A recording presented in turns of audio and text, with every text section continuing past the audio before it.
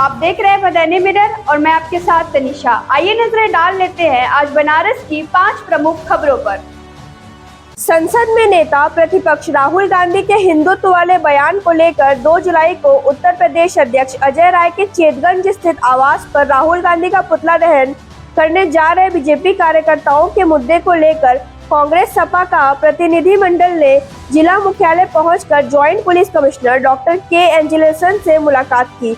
Joint police commissioner मुलाकात कर जिलाध्यक्ष कांग्रेस राजेश्वर पटेल, सपा जिलाध्यक्ष सुजीत पहलवान लक्कड़ और महानगर अध्यक्ष राघवेंद्र चौबे ने कहा कि अजय राय लगातार पीएम मोदी के खिलाफ मजबूती से चुनाव लड़ते आ रहे हैं और वह 5वीं बार के विधायक और पूर्व मंत्री भी हैं। और लगातार 3 लोकसभा चुनाव और मुझे लगता है कि इस बार तो इतिहास काशीवासी चूक गए, अजय राय जी नहीं काशीवासी चूक गए। आज फिर से बनारस जिस हिसाब से बर्बादी थी मुहाने पे खड़ा है, अगर उसको उसकी बानगी देखी जाए तो मुझे लगता है कि काशीवासियों से चूक हो गई। एक गुजरात से आए व्यक्ति को अपना तीसरी बार लगातार रहनुमा चुना, जो बनारस के किसी भी जनप्रतिनिधि का दायित्व नहीं निभा पाने में असफल है।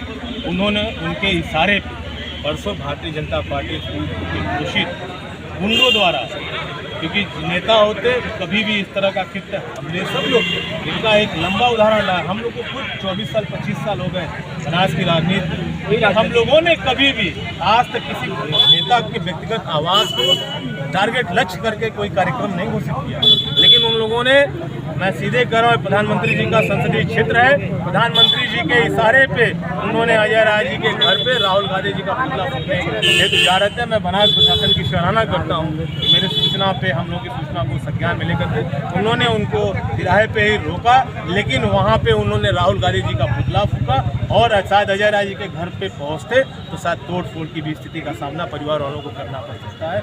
वो भी तब जब अजय राय जी संगठन के कार्यों से पश्चिमी उत्तर प्रदेश के दौरे पे हैं। कल हाथरस थे, परसों सहारनपुर में, अलीगढ़ में लोगों के दुख दर्द में शामिल होकर के लोगों का दुख दर्द साझा कर रहे हैं।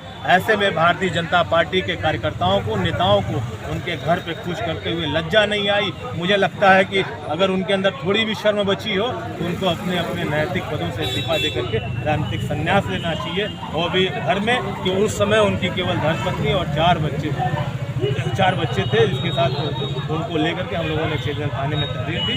आज हम लोगों ने पुलिस उपायुक्त महोदय को अवगत कराया, उन्होंने कहा है कि उचित कार्रवाई कराएंगे, FIR दर्ज होगी और अजय राय के घर की सुरक्षा काशी हिंदू विश्वविद्यालय में अंधाधुंध पेड़ों की कटाई से लेकर प्रवेश प्रक्रिया में अनियमितता और प्रशासनिक अव्यवस्था को लेकर अखिल भारतीय विद्यार्थी परिषद ABVP से जुड़े छात्रों ने जुलूस के रूप में गुरुवार को सेंट्रल ऑफिस पहुंचे। उनके पहुंचने से पहले ही पेट्रोलियल टीम ने गेट बंद कर उन्हें रोक दिया, जिसके बाद आक्रोशित छात्र वहीं बैठकर प्रदर्शन करने लगे।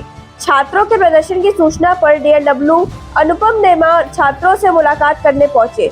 वार्ता के बाद छात्रों ने उन्हें 5 सूत्रीय मांग पत्र के सौंपे। जो विश्वविद्यालय में तमाम प्रकार की अनियमितता समस्याएं हैं, इसको लेकर आज अखिल भारतीय विद्यार्थी परिषद काशी हिंदू विश्वविद्यालय इकाई ने यहाँ पर केंद्रीय कार्यालय पर आज विरोध प्रदर्शन रखा था। हम विरोध प्रदर्शन करने आए, अपनी मांगों को लेकर बात सुनाने आए। प्रशासन ने हमें गेट बंद करके गेट पर ही रोक दिया, तो हमने यही प्रदर्शन किया। हमारी मांगे यही हैं कि जो अंधाधुंध पेड़ों की कटाई हो रही है विश्वविद्यालय में, इस पर तत्काल रोक लगाई जाए और पेड़ों को पुनः एक तरह से स्थापित करने का कार्य किया जाए, जो विश्वविद्यालय प्रशासन नहीं कर रहा है। इसके अलावा प्रवेश प्रक्रिया में तमाम प्रकार की अनियमितताएं हैं। BHU कोटा ज़्यादा हो जा रहा है, सामान्य कोटा कम हो जा रहा है, जिससे BHU में पढ़े हुए छात्रों को प्रवेश का अवसर नहीं मिल पा रहा और ये गलती के कारण हुआ है। जो गलती विश्वविद्यालय प्रशासन मान रहा है, लेकिन उसमें सुधार नहीं कर रहा है। इसके अलावा शोध प्रवेश प्रक्रिया जो लंबे समय से अटकी हुई है, सभी विश्वविद्यालयों में 2 सत्र की शोध प्रवेश हो चुका है, BHU में 1 ही हुआ है। इसको लेकर हमारी ये मांग थी कि शोध प्रवेश की प्रक्रिया को पुनः शुरू किया जाए। जिन लोगों ने वर्ष 2023 में नेट JRF निकाला है, उनको भी अवसर दिया जाए, उनके नेट JRF को मान्यता देते हुए इस बार उनको प्रवेश का अवसर दिया जाए। इसकी प्रक्रिया तुरंत सुनिश्चित की जाए। इसके अलावा जो छात्रावास आवंटन सत्र शुरू हो गया, परंतु जो पिछले वर्ष के छात्र जो अपना छात्रावास खाली करके घरों को गए थे, उनको अभी तक छात्रावास का आवंटन नहीं हुआ है। तो पठन पाठन कैसे होगा? कक्षाएं तो शुरू करने का एक तरह से नोटिफिकेशन निकाल दिया गया, लेकिन छात्रावास आवंटन नहीं रहेगा, तो जो छात्रावास छात्र वो रहेगा कहाँ? तो इसलिए छात्रावास आवंटन के विषय पर और बाकी अन्य विषयों पर लेकर आज हमने यहाँ विरोध प्रदर्शन किया, जिसके पश्चात DSW महोदय यहाँ पे आए, उन्होंने हमारी बातों को सुना और ज्ञापन लेते हुए जो कुलपति को संबोधित हमने ज्ञापन दिया, उस ज्ञापन को लेते हुए उन्होंने आश्वासन दिया है कि सभी मांगों पर कार्य वह करेंगे। कुछ मांगों पर कार्य हो रहा है और इसको करेंगे, सुनिश्चित करेंगे ये पूर्ण हो। अगर ये पूर्ण नहीं होगा तो विद्यार्थी परिषद, जैसा भी भैया ने बताया, कि भविष्य में और उग्र आंदोलन करेगी और इससे वृहद आंदोलन करेगी पूरे कैंपस में, जिसकी जिम्मेदारी पूर्ण रूप से विश्वविद्यालय प्रशासन की होगी। ठीक। राजा तालाब में शहंशाहपुर ताले के पास बिजली तार कट कर हुई चोरी के मामले में खुलासे में जुटी पुलिस टीम को बड़ी सफलता हाथ लगी है।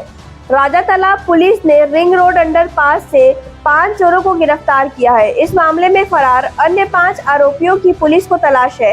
घटना का खुलासा अपने बाबलपुर कार्यालय में डीसीपी गोमती जोन मनीष शिंदले ने किया। डीसीपी गोमती जोन ने बताया कि अरेस्ट हुए 5 आरोपी जनसा थाना क्षेत्र के हैं। सीपी सर के निर्देशन में आज थाना राजा तालाब की पुलिस ने बिजली की जो तार हैं उनकी चोरी के विभिन्न मुकदमों में लगभग जितने भी सारे मुकदमे थे उनमें 5 व्यक्तियों को गिरफ्तार किया है। ये व्यक्ति करते थे कि एक लाइनमैन से संपर्क बनाकर रखते थे और जो कृषि फीडर लाइन है उसके बारे में जानकारी लेते थे और रात्रि में ये बिजली के पोल पर चढ़कर तारों की चोरी करते थे और इनके विरुद्ध है विभिन्न थानों में विभिन्न मुकदमे दर्ज हुए।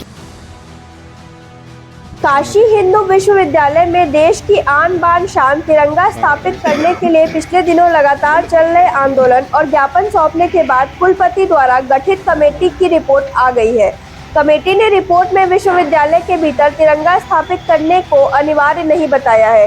रिपोर्ट आने के बाद तिरंगा यात्रा का नेतृत्व कर रहे छात्र विवेक सिंह ने गुरुवार को मधुवन पार्क में प्रेस कॉन्फ्रेंस आयोजित की। छात्र विवेक सिंह ने कहा कि विश्वविद्यालय में इफ्तार पार्टी के लिए कानून की आवश्यकता नहीं है, जबकि विश्वविद्यालय परिसर में तिरंगा झंडा लगाने के लिए गठित कमेटी ने जारी रिपोर्ट में कहा गया है कि तिरंगा झंडा लगाने के लिए कुलपति नियम की आवश्यकता पड़ रही है। प्रदेश कृषि मंत्री सूर्य प्रताप शाही गुरुवार को वाराणसी पहुंचे। यहां उन्होंने सर्किट हाउस में वाराणसी मंडल में कृषि अधिकारियों के साथ बैठक की।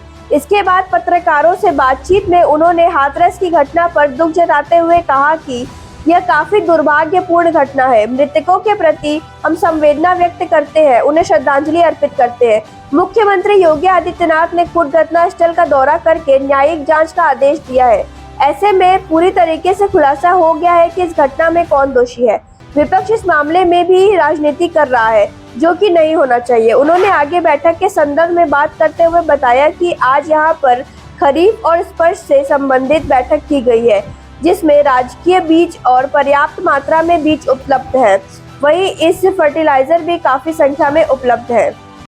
मंडल के वाराणसी, चंदौली, गाजीपुर और जौनपुर 4 जनपद आते हैं। इनके भीतर कृषि विभाग के द्वारा चलाई जा रही खरीफ अभियान के दृष्टि से और इस वर्ष की जो योजनाएं हैं उनकी हमने समीक्षा किया है।